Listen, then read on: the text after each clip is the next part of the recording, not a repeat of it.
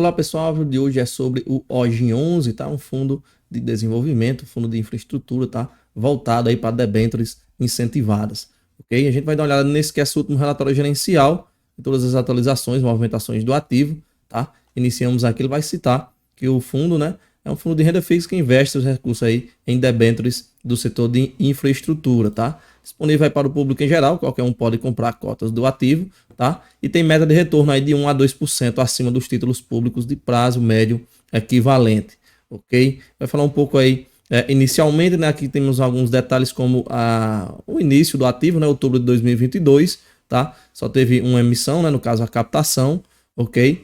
E aqui a gente tem mais alguns números, né? O valor patrimonial dele está 9,73, ele está sendo negociado nesse momento a 9,24. Temos aqui também a questão do último rendimento, foi 3 centavos por cota, tá?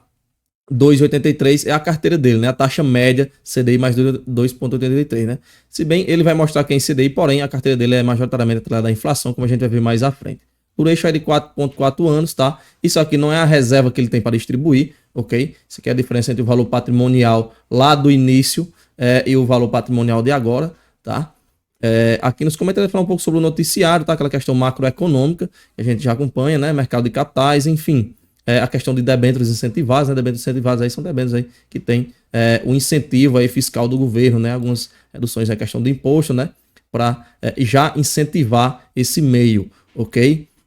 Aqui a gente tem alguns comentários iniciais a respeito do ativo, né? Ele vai citar aí que nesse momento ele vê aí o OGIN aí que esse mercado de debêntures incentivados, né, seguirá aquecido, né? Ele enxerga um potencial de aumento na demanda por esta classe, tá? E também sobre a performance dele, cita aqui no início do ano, né, foi muito positiva, né? Teve ganho aí na distribuição de dividendos, tá? E também ganho aí no valor de cota, tá? Ele até mostrar aquele delta inicial lá em cima dos 15 centavos, né, que variou positivo, tá? E também falar aí sobre o fechamento de spread de debêntures em algumas de suas operações, né? No caso a Aeres, Ambipar, né?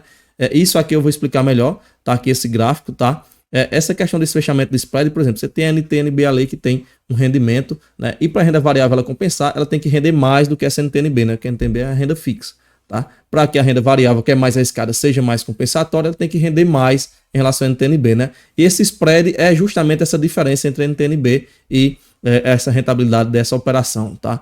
E aí deu uma diminuída nessa rentabilidade, né? E aí ele já viu isso aí, tá? Ele já notou, né? Ele já percebeu essa variação aí nesse spread, tá? Teve uma redução. E aí ele vai até citar aqui que devido a isso, né? Reduziu aí as exposições que ele tem na Aeres e na Anemos, tá? Empresa aí que vem enfrentando turbulência no setor de energia eólica, ok? Lá na listagem das operações a gente vai ver também que ele coloca lá um detalhezinho a respeito disso. Último rendimento 13 centavos, tá? Distribuiu aí desde junho de 2023, e ao mesmo tempo aí que teve valorização patrimonial das cotas, ok? Aqui a gente tem aí um histórico aí pegando de maio de 2023 para cá, tá? De variação aí de cota, né? A gente vê aqui os valores, ok? Vem sendo aí positivo, vem subindo, né? E aqui a questão dos rendimentos. O último aí na faixa, né? Dos 13 centavos aí de dividendos. O OGIN tem em sua carteira a maioria de ativos atrelados à inflação, como eu falei inicialmente, né? Porém, na carteira a gente viu a taxa média lá, que ela é expressa em CDI mais 2,83, né? Expressa em CDI. Isso ele vai até explicar, né? Que é devido aí o gestor converter a remuneração dos papéis em inflação para uma remuneração equivalente à taxa CDI, tá? Já que a questão das debêntures incentivadas, né? Geralmente são emitidas com a indexação de inflação, ok? Continuando aqui, a gente entra na listagem das operações, né? A gente vê que a operação de maior peso aqui é a Transbrasiliana, né? Transbrasiliana, com 7,1% da carteira, os demais aí vão estar abaixo disso, né? Aqui a gente tem um delta da carteira, isso aqui é a variação que teve de operação nesse mês. Por exemplo, aquela Aeres que a gente viu, né? E a Anemos, ele reduziu posição, né? Por isso que a gente vê aqui menos 1,5 de redução, tá? A outra também que ele falou foi a Aeres, aqui a gente vê que teve uma redução de menos 1,7%, né? Ele viu aquela questão da redução do spread e aí diminuiu um pouco essa posição, né? Algumas outras operações aqui, essa aqui ela aumentou um pouco, tá? Essa aqui aumentou bem, né? A UTE GNA aumentou um pouco a posição, tanto que está 4,7% de carteira, né? Justamente o que foi acrescido, né? Atualmente está 4,7%, foi tudo que ele já alocou agora. Esse aqui também é a nova alocação, né? A gente vê aqui o valor aportado aí de 2,1%, que é o que ele tem justamente agora, tá? No caso de acréscimo foi essa daqui que estava 5,5, né? E subiu aí 0,1, ficou para 5,6 de posição. Bem interessante aqui essa questão que a gente vem ver o que foi que teve de relocação de operações, tá? Aqui, a gente, dando uma olhada aqui, a gente vê a maioria das operações são atreladas à inflação, né? Tem um aqui atrelado à CDI, 2, 3, 4 e 5, né? O restante aí seria atrelado à inflação. Aqui no detalhamento da carteira, na questão de alocação, a gente tem aqui os principais, são transporte e rodovias, né? Água e saneamento também, ok? Com o mesmo peso, tá? Aqui na questão de alocação por rating, né? Ele vai até citar aqui que a gestão tem analisado novas alocações em ativos high grade, né? Ativos ali com taxa menos agressiva, né? Uma posição mais, digamos que segura, ok? Aqui a gente tem a questão dos devedores, né? A gente vê aqui tudo, né? Tá acima aí do A ou mais, né? A gente tem aqui um double A, né? Um A mais, um double A aqui menos, tá? Mas aí não tem nenhum devedor aí de rating B ou menos, ok? Nem triple B ou menos. Dando uma olhada aqui na questão de taxas médias, né? A gente consegue ver aqui, pegando por exemplo aqui as maiores posições, são taxas aí de inflação de 7,5, 7,3, né? Um aqui chegando abaixo de 7, né? Que seria aqui uma operação mais high grade, né? E essa aqui que é a maior peso aí, uma operação com taxa de IPCA mais 9,3, que seria uma taxa ali de médio risco, a um middle risk, né? A um high yield, tá? Mas ainda abaixo dos 10, né? Então, por aqui a gente pode classificar ele mais ou menos aí como pegando uma média aqui meio que ponderada, tá? Como um fundo aí, um middle risk, tá? Algumas operações vão estar high grade, outras middle um pouco mais acima, né? Fechando aí mais ou menos uma média aí de um middle risk, tá? A mais alta que a gente tem é essa daqui, IPCA mais 10,4, tá? É a única que a gente tem acima de IPCA mais 10.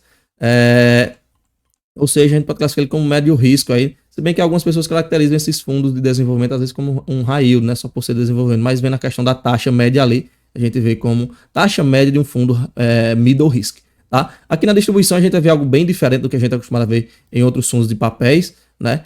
No caso aqui a DRD vai estar apenas o gráfico, né? Poderia melhorar bem essa DRE, a gente não tem tanto detalhe. A gente vê aqui as operações para carrego aqui geraram 12, pouco mais de 12 centavos, né? Essa DAP aqui que ele nem diz exatamente o que seria essa DAP aqui, gerou aí 0,09, tá? Teve um trade aí negativo, tá? E tirando os custos aí, então ele distribuiu aqueles três, né? A gente não sabe o que tem de reserva, né? O que foi usado, tá? O que é que ele deixou para usar nos próximos meses. Essa DRE poderia melhorar bastante, ok? Fica aí em aberto esse detalhe.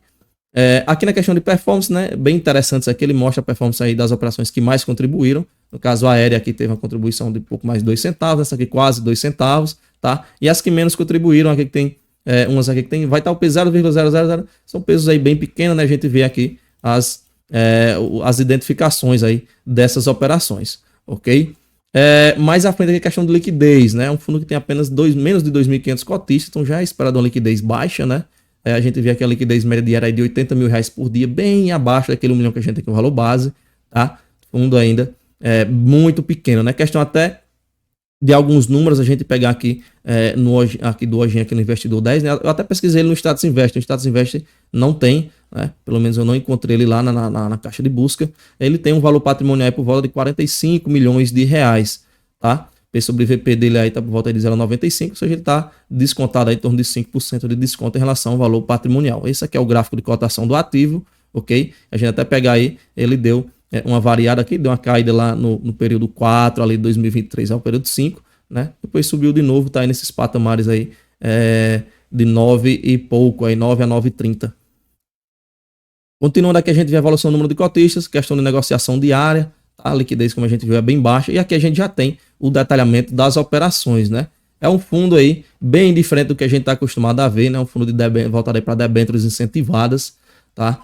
Fundo aí bem interessante, com uma pegada ali de taxa média aqui de fundo high grade, né? High grade não, né? De middle risk, como a gente viu, né? Comenta aí se você conhecia o ativo, né? Acredito que pouca gente conhece o ativo, até devido à quantidade de cotistas que a gente viu lá é pequena, né? Liquidez pequena. Tem essa questão da rentabilidade. Infelizmente, a DRE dele, como a gente viu lá, é bem simples, né? Bem simplista. Aí a gente não consegue ver mais ou menos ali como é que tá a questão aí de dividendos, até para ver um palpite, né? A gente, infelizmente, não tem. O que a gente ainda pode ver de rendimentos é aqui as últimas distribuições, tá?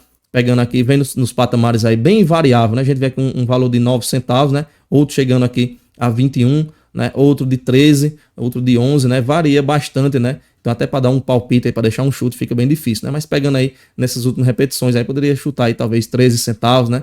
É o que a gente vê aqui. Não tem muito que puxar ali, que não tem aquela DRE que a gente está acostumado a ver. Beleza? Comenta aí se você conhece esse ativo, né? Inclusive esse vídeo foi uma solicitação de um inscrito, tá?